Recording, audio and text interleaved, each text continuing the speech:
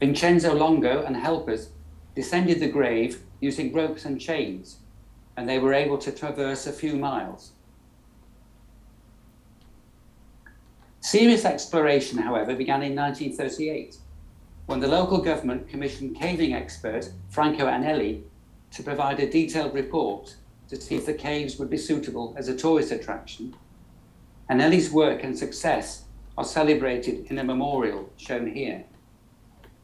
Electric lights were installed, which highlight the strange and colourful stalagmite and stalactite rock formations.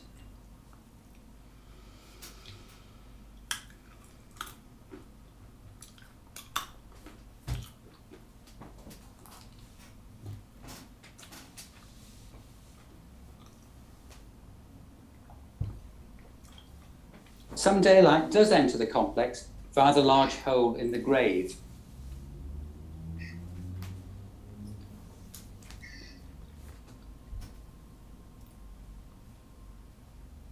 The caves have a constant temperature of 61 degrees Fahrenheit or 16 Celsius, which makes them a refreshing place to visit during the hot Italian summer. Thank you. I want to be in there. 61 degrees.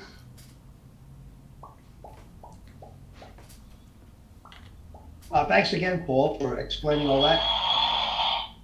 Thank you. And if you noticed, he was nice enough to say Fahrenheit, which if he didn't say that, we Americans would be scratching our heads. Remember 1979? Remember that? They said we're going to be metric, but what happened to that? Most of us still over here still thinking Fahrenheit rather than centigrade, even though they're trying to, all the weather forecasts are in Celsius. Is that so? We have to convert them in our head, double and add 30 almost. That's, I didn't realize that. I actually didn't. I figured you guys were all done already. And I was like, wow, you're just as dumb as we are. That's so good. That's refreshing. Thank you, Paul. that is excellent. I thought you guys figured all that out. And it is easier, especially if doing engineering stuff. Yeah, scientifically, definitely, yeah. 10s, 20 cents, it's easier to just do the math. I do it with lasers all the time, but I gotta, that's the one thing, I'm also an expert witness in safety, in laser safety, so, but, I testify in court, I say, don't say centimeter, man, I've said it right, no, you say centimeter, that's it, they're shut off, anything you say after that, they're gone, man. You've got to work around that. But anyway, thank you for being so kind enough to bring us into Fahrenheit, because that was very fair of you. Rum shot. That's another thing for later. Okay, now we're gonna go to the lovely Dorothy Goodman, who is now in Pennsylvania, and she's gonna take us into the place that they used to chase me out of, which reminded me of that when she sent her images. I went, yeah, I was so much fun being chased by, because we were only 10 or 11 at that time, by the way, wandering around the museum, which really was complicated for the security guys because we could outrun. So, do we have you, Dorothy? Have we unmuted Dorothy, or did we lose her? Because I know she was having some internet connectivity problems. Do you hear me? I hear you perfectly now. Okay. Thank you. I'm going to kill my video because you don't really need to see me. Have enough of that. So about, do you know what you're about roughly? You don't have to nail it down to the exact date, but that you took these. Yeah, that was 2019. I went with the university field trip to New York. So I wandered around New York for a day. And like us, you found your way into like us mischievous young folks. You obviously a mischievous young folk at heart. Found your way into the museum, which is great. Yeah, it's a very big museum. It was the first time I went there, so. Yeah, they had a lot of controversy when they expanded it because nobody wanted them to take any more park up because they sucked the bit of Central Park up, and it's a very, as you know, it's a very valued part of New York. Central Park. It makes it not Chicago. Sorry, Chicago. This is like an Egyptian TV guide. Is this what this is? It's like an Egyptian TV guide. Cool. Yeah, it's a codex. So that one was taken through the glass. So there's a little Ah, bit of reflection in the back. You can see. yeah, but it came out nice. Yeah, you have a great skill. It actually, I didn't even notice till you said that.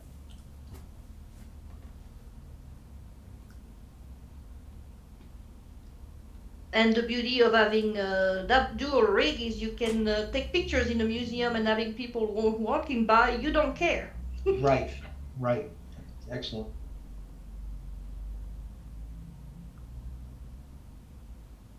That one was through a glass too. Now, were they doing anything special? Was there a special exhibit of the Egyptian stuff, or was just the No, normal? that was South American Oh, part. I was This gonna one, say yeah. Egyptian So because mission they have, Suleika.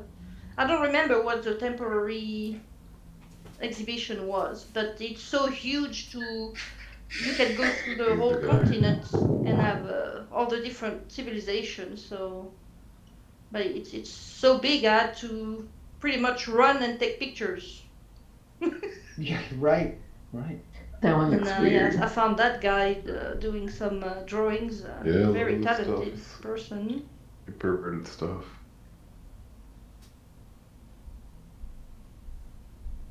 Well, that's great. That looks cool. Like you drawing that. Yeah, unfortunately, I couldn't get the top of the statue because with my cameras. No, you nailed it because he's got the top. Yeah. It's a good picture. No, you didn't even know you were that good. Well, yeah, no, really, no, it's right there. That's great, man. It's great. That was one of the most amazing parts of the. It's funny how you discounted it. I thought that was brilliant. No, that's great. Great shot. And here we are in Egypt. That's it.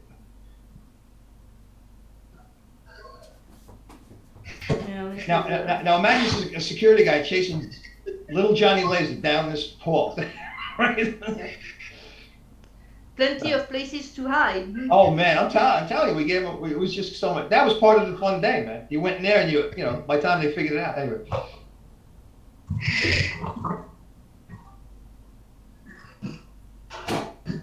Yeah, they put some lights in there so the colors were kind of like you know, a little bit off, but and Yeah, I finally found nobody coming in at the same time while I was taking the shot. That was kind of lucky too, because you could go inside, of course. No, the shots are great because they really deliver the claustrophobia that you get in those, you know, in those passages. Because you do feel like you're, you know, obviously a lot of stone around you. You do feel kind of trapped in there. That's beautiful. And just to show the. So I guess this is the addition then that was that you were talking about. The Yes, the big extension, controversy. Yeah. because it looked newer than the other part, but it's huge. Oops. Well, thank you once again. That was fantastic. You're welcome. Thanks for Appreciate having that. me. And The fuck was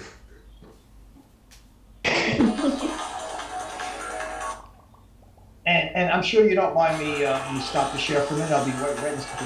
I'm sure you don't mind me saying it. Our next project is going to be for the birds. Yeah. Can we come back? I got that one out of me. I will not use it again. So, yeah, when Dorothy comes back in September, she promised us she'll and we'll hold it to her.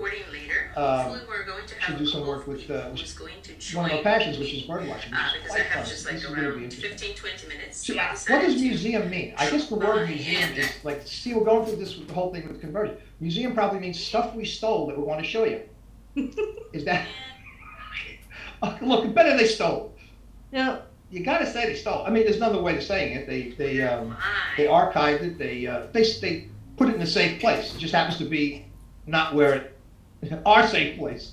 I think But- the worst is they have collections that they don't even know they have. You know, sometimes they discover stuff in the basement that they haven't seen since the time they collected them. So I think that's really a shame. You're absolutely right. Actually, there's stuff in my basement I wouldn't mind giving them. But yeah, this is true. All the stuff that you don't see. Imagine that stuff that we just kind of found as humans to be interesting, and just That's why you never know what's going to be fascinating to the next generation. The refuse you throw out. How many of these guys go through just? That's what archaeologists do, basically, right? They go through junk piles. Yeah. So now they can do it actually in museums, and they're still going to discover stuff. Yeah, isn't that fascinating? There was Really just is. a story in the New York Times about a woman in Texas who picked up a stone head at a Goodwill store and found out that it was a Roman sculpture that had been in a palace in Bavaria, which was bombed in World War II. And a bunch of the stuff from the palace went missing. And somehow it turned up in this Goodwill store in Texas. So Yeah, and she paid like $34, I think, for it. yeah, yes. And she did the right thing. She did the right thing, and it's going back to Bavaria. But yeah. Well, I just love the Interesting idea story. of this like head moving around in a bowling bag, in a Yeah. bowling ball bag, making its way. Some GI, picked that up and thought it looked interesting. Probably didn't know what it was exactly. But she For probably someone who would think it ought to go back to Rome. Well, apparently, Chosen. remember the Roman Empire Delish. was Yeah. big, and this statue probably never was in Rome proper. No. Bavaria Well, was a big at one Roman time. city in Trier in northwest Germany. Yeah. So this probably belonged to some Roman official in that neck of the woods at some time. That's it. Well, it made it from there in the. Yeah. It made it from there in the bowling ball bag all the way around, and now it's getting popped. They're probably going to bring it back that way. You're right. What else would you put it in? Some styrofoam peanuts and a bowling ball bag. But okay. I just wanted to chip in that thank you for showing those pictures from the Metropolitan Museum. I live outside of Washington, Falls Church, Virginia, and Washington has so many museums, but as far as antiquities from the old world, there's very little in Washington. But if people are traveling, strangely enough, there's the museum in Richmond, Virginia, has a lot of Egyptian sculptures and Yeah, fantastic. Absolutely. We're very glad you enjoyed that. I think everybody got a. You won on that one, Dorothy. Thank you. Thank you very much for doing that for us. And as the gentleman said, take us on that journey. And took me on the journey of getting chased by a security guard, which is always a play. I have a lifetime of those things. Now, and it's still going on to this day. DB, we're ready for you, man. Yeah, hi. I'm going to show a few shots here at the beginning that are in worlds that were done by the same guy, Lightyear, who did the world I showed a few weeks ago of the Sorcerer's World. I love taking pictures, 3D pictures in VR. I'm real happy I figured out how to do that. And I have two problems with it. And one is I take 500 pictures at a time. So it's really hard to winnow it down. The other is that it doesn't really show up as well in when it's being shown here as it does when you're actually in there, when you're immersed in it. What camera are you shooting with? A stereo surrealist? Yeah, right. Okay, good. My rim shot's broken. So I won't say too much about these pictures. They kind of speak for themselves mostly. It's incredible. Now this is a world by Nico. This is most world builders have like sandbox worlds where they just play with things and try stuff. So this is one of his sandbox worlds.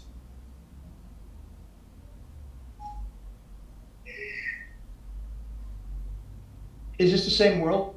Oh no, this is different. Different one. world. This is a secret garden Wow. by Marcia. Oh, Marcia, this is a Marcia's work. This is Marcia's world. Marcia built this, yes. Excellent. Wow. Very, very talented. Yeah. And I don't know who did this, but it's kind of amazing when you go in there, you spawn in, you're in outer space in a position right below the ISS, and you just kind of float around it. You can go all around it and you go inside of it, and it feels real. It feels like the real thing. It's a real great experience. This is an event that's a little different than a world. The builder, whose name is Calamander, built this world not to be a real interesting experience in itself, but to be able to host a comedy show. And there's a lot of these kind of things going on in AltSpace, a lot of events. Good comedy show too. Any better than me, Dave? Oh yeah. Thank you. Thank you for taking over. That was comforting. I appreciate you taking that time to think about it. Yeah. Well, the other day, I don't know if you noticed, but the other day was May 4th, and it's a tradition to celebrate it as May the 4th be with you. So there's a world tour of about 5 or 6 different worlds dedicated to Star Wars, and this was one of them. And this is I thought a pretty interesting perspective. Yeah. Well, while we're on the exotic stuff, is that a real statue? I know it's obviously not, but does it represent the real world statue? I'm not talking about him, obviously. I'm talking about the statuesque. No, it was all completely built in digitally in a program. It's not made from any particular thing. Okay, interesting. Thank you. Of course, it represents Princess Leia, I think, but. Oh, gotcha. Got it. Okay. Yep. I didn't put that together. And the guy standing there is Samwise, and he's another excellent builder. He does a lot of really remarkable things in AltSpace. It's funny to me that they managed to get her body pretty much well complete, except when you're walking around in these places, you don't have arms. There's going to be a secret there somewhere. I mean, they can make you blink and make you talk, but they can't give you arms. I'm so curious. That's so curious. It's just a thought. They put a nice pair on her though. Okay, I get it. Oh, this is great. This is a 3D maze. The man who built it is Cornelius down there in the front. And again, he's one of those people who has done some really remarkable things. He's got some very interesting worlds, and it's so much fun to go around in there. There's 5 people in that picture. And I said, hey, everybody, click your heart emoji so we can see where you're at. The mic will be live in after party. So you can float around inside that, right? Right. Some worlds give you the ability to fly, and this is one of them. So you can fly around in there and just go all around in these alleyways and caverns, and it's a lot of fun. Does it I'm not sure if you know, but does it represent an actual circuit? Can you move around? Do you see chips? Do you see things? Because that looks to me circuit-ish. No, Okay. I don't think so. It's just a pattern. Just a cool pattern. Okay, got it. Yep. Oh, this pattern is back. Oh man, that was great. At least my applause button was working.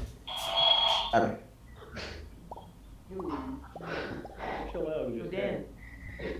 Yeah. Thank you again, my friend. That's really, boy, we're getting everywhere today. We're in the museum. We're in caves. We're making our way around.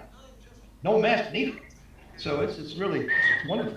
Thank you very much for that journey and the inner worlds of. And what do you people in VR thinking of? Pretty good, right? You're shooting emojis up, I'm thinking. Well, now fasten your seatbelts. For part 1, this is so long and so cool. I'm breaking it apart. Part 1 of mutant vehicles, and he'll explain what that means in a moment. But Silverman, Harold Bays, he was born to be mild. Почему я рассчитываю на то, что I see what you mean about the comedy. себя выползти из дома и в какой-то такой режим войти, где я думаю и прям выкидываю что-то. Мне помогает, когда много людей, брейнсторминг, и у каждого какие-то идеи или что-то. Короче, в рамки себе поставить, чтобы просто задачу выполнять. Я с этим путем своим каждый день что-то там вырезаю по кусочку, но у меня в голове до сих пор не визуализируется идея. Вчера я там фотосессию заказала, завтра будет много видео, стажировок разных, и проектов слишком много, идей много, поэтому нужно потихоньку отрезать лишнее и сформулировать четко, что именно подходит. Поэтому я думаю, что это вот я из таких даже соображений скажу, что это для меня какая-то рамка, чтобы я могла сама себя вынудить. off of San Francisco. Ripper, the friendly shark, was built on a Nissan Sentra. This is another photo from 1996. I called this the bullet car. I don't know what the artist called it, but I was told that it was built from an aircraft external fuel tank. This one and the previous photo kind of illustrate the concept of an art car, which is a vehicle that is an artistic expression. Next photo, we'll get into what is meant by a mutant vehicle. This is Little Nemo. It's a giant bed. Little Nemo was built on top of a salvaged Volvo station wagon. And it was built by some folks from Santa Cruz that called themselves the Cultural Workers Union. And their camp merged with my camp in 1998. So I got to spend a lot of time riding around on the giant bed. It was good. And we had like more than 20 people on that thing at various times. How was the balance on it? How did it feel when you were on that thing? Did everybody have to get in position so it didn't flip over or something? It was pretty comfortable. I mean, it was obviously very difficult for a mere Volvo station wagon to handle all that weight. So where is the steering wheel? How did you steer that? The interesting thing was, I very distinctly remember that the only safe way to pilot this thing around the desert was to have two people in the front looking at the ground in front of it all the time and warning the driver if there was anything that it might run over. Was this that the Fed camera? Because it looks wide. Because this is definitely the Fed stereo. This might be a realist, huh? Probably the Kodak stereo. This illustrates an important distinction between an art car and a mutant vehicle. In many respects, Little Nemo was one of the first mutant vehicles. And a mutant vehicle is different from an art car, because an art car, you basically, unless you're given the keys to drive it, all you can do is look at it. It's just an art piece that happens to also be a vehicle. But a mutant vehicle is something that people can interact with, gives people a ride. It's a place for people to congregate and have recreational activities, which definitely we did on Little Nemo. And notice something here with Little Nemo. There are kids at Burning Man. There's an area at Burning Man called Kidsville, where families with children are encouraged to camp. And it's become a tradition that mutant vehicles during the day will cruise up to Kidsville and load up with kids and take them out around the playa.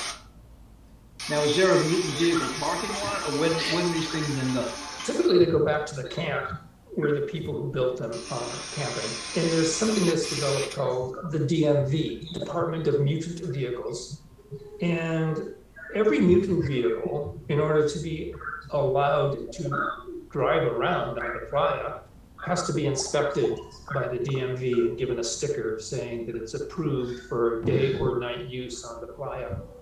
Now this, people might recognize this from the Japanese animation My Neighbor Totoro, the cat bus. Playa. And of course, I'm sure the kids love getting on the giant cat bus.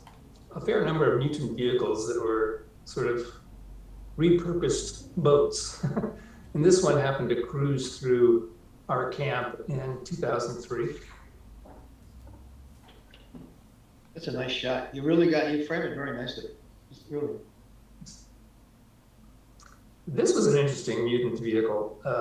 You might actually call it an art car because you can't really interact or ride around on this thing. It was very low to the ground. It moved very fast. And as you can see, the scorpion is shooting flame out of the tail.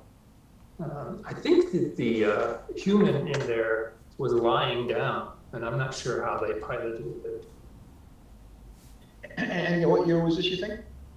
That was 2004. So you'd have been shooting digital at this point, or no? No, this is still the Fed.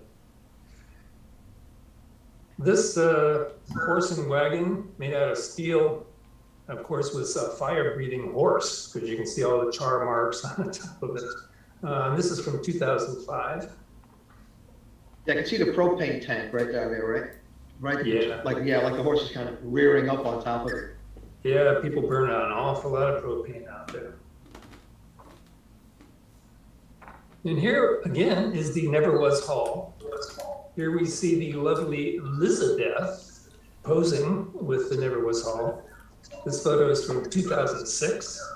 I should mention that Major Catastrophe's default world name is Shannon O'Hare.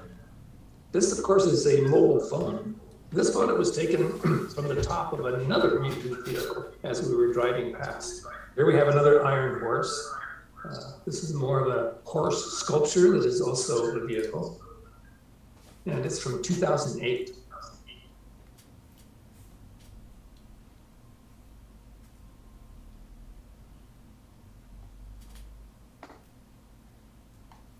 This is the infamous disco duck.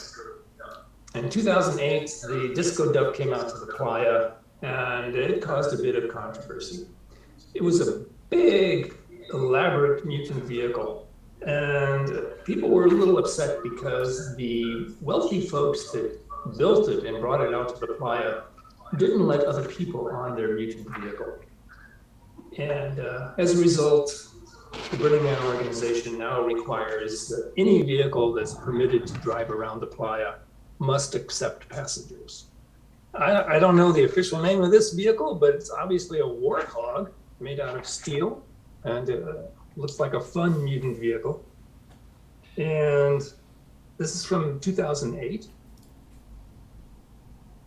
Now, people, to get, we've kind of gone over this before, but it's fascinating to me. So they truck these things in? Obviously, you can't drive this. That's an interesting thing. Some vehicles, most of them need to be trucked there, but some can be modified to be street legal.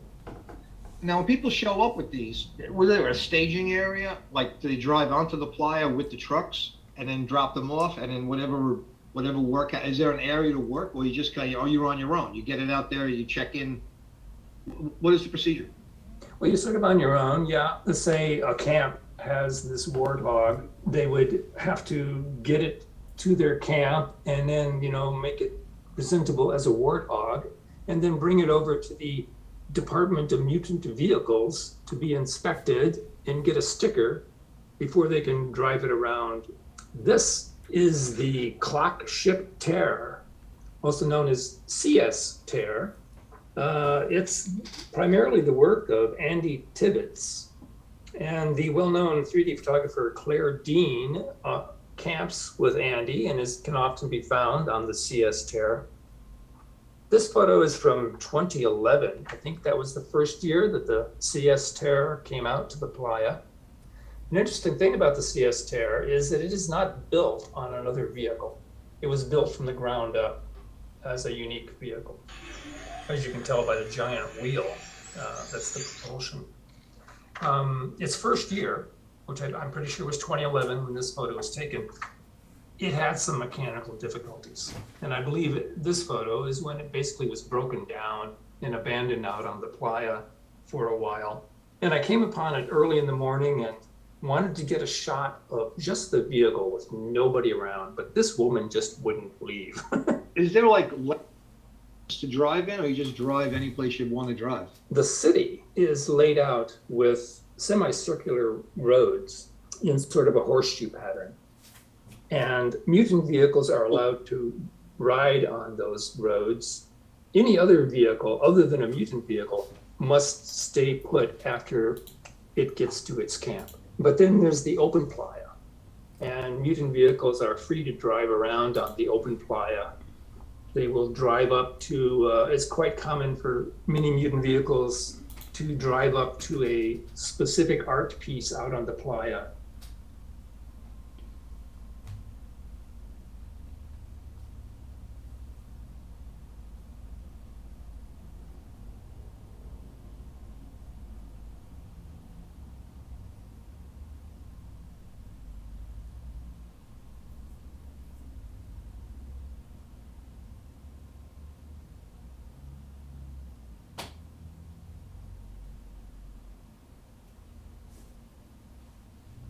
схема расчет на то, чтобы просто вынудить себя выползти из дома и в какой-то вот такой режим войти, где я думаю и прям, ну, прикидываю что-то. Мне помогает, когда много людей, брейнсторминг, и у каждого какие-то идеи или что-то. Короче, ну, в рамки себя поставить, чтобы просто задачу выполнять. Я с этим бичом своим каждый день что-то там вырезаю по кусочку, но у меня в голове до сих пор не визуализируется идея. Вчера я там фотосессию заказала, завтра будет у меня видео, съемка тоже роликов разных, и проектов слишком много, идей много, поэтому нужно потихоньку отрезать лишнее и сформулировать четко, что именно под российский рынок подходит. Поэтому я думаю, что это вот я из таких даже соображений исхожу, что это для меня какая-то, как сказать, рамка, чтобы я могла сама себя вынудить быстрее соображать.